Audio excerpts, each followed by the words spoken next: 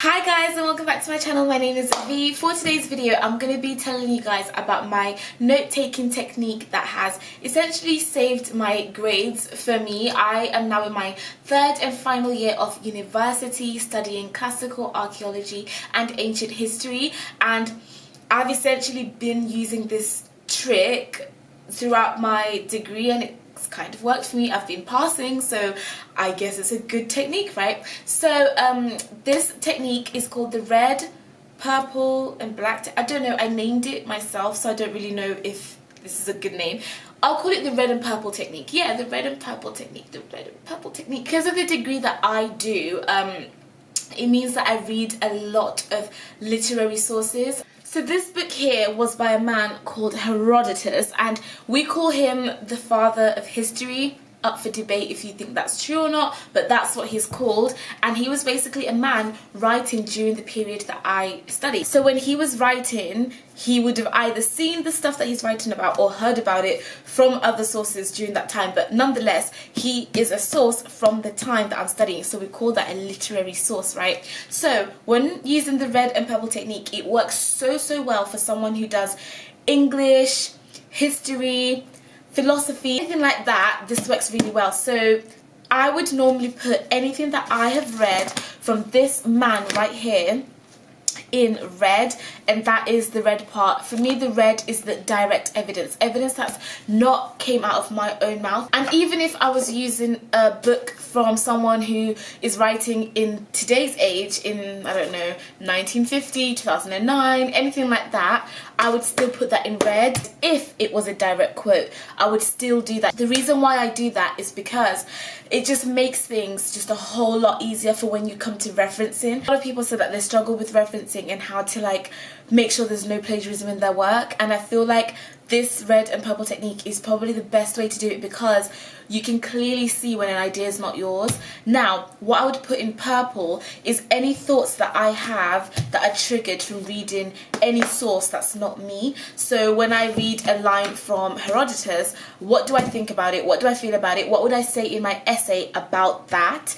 And then in black, what I would put is any statements that I'm making from theories or arguments that already exist, or just ideas that are already running around, or philosophical arguments, or anything that's like not a word for word quote from a person, but it's something that's already out there. I'd put that in black. So by the end of my notes, you guys see basically like a sandwich of thoughts. So you've got the thoughts of what the person writing in that time thought, or what a scholar thinks, then you've got what you think, and then you've got something to back it up, like this is a philosophical argument, or this is something that was happening with climate change in that time, or history, or women were getting their rights, or whatever was happening, the context of it in the black. And then you just have this nice neat sandwich for when you write your paragraph. Your teachers would be like, whoa, tick tick tick tick tick, you've like brought in contextual evidence, you've brought in your own thoughts, you've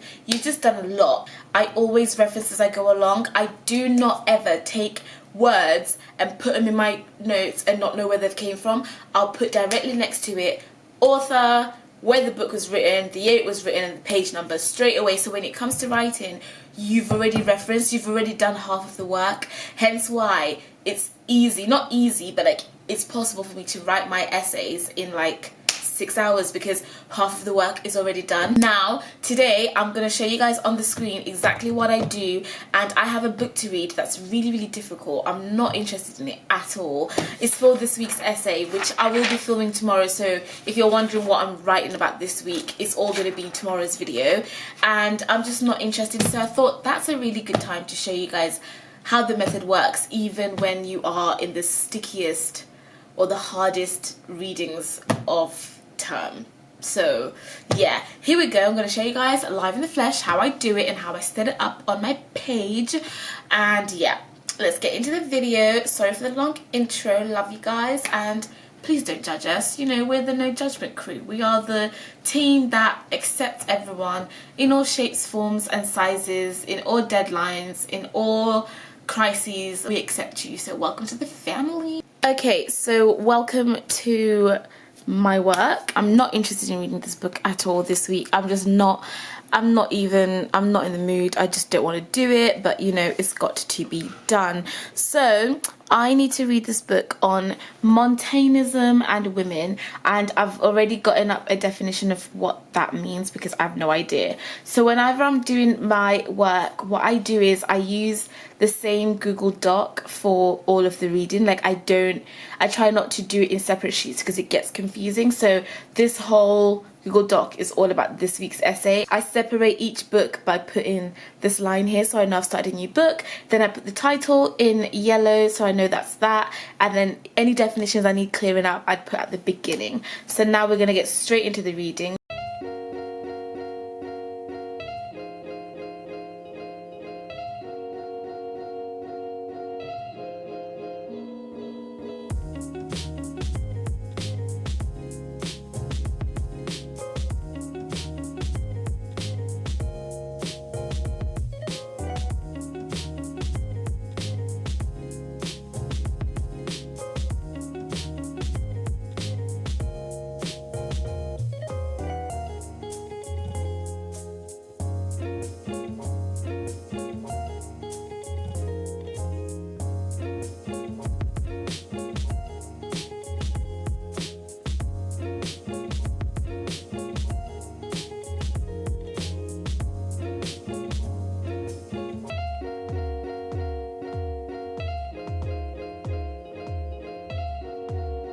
Okay guys, so I thought I'd show you what I've pretty much done here. I've got in red the direct quote that I got from the book. I put in purple what I think, and then I put in black some things that are like key factors that are spread out throughout the book but are not like direct quotes from it. So then when I come to writing a paragraph, for example, I would base it on that. Like that would be quite like a good structure for me to follow.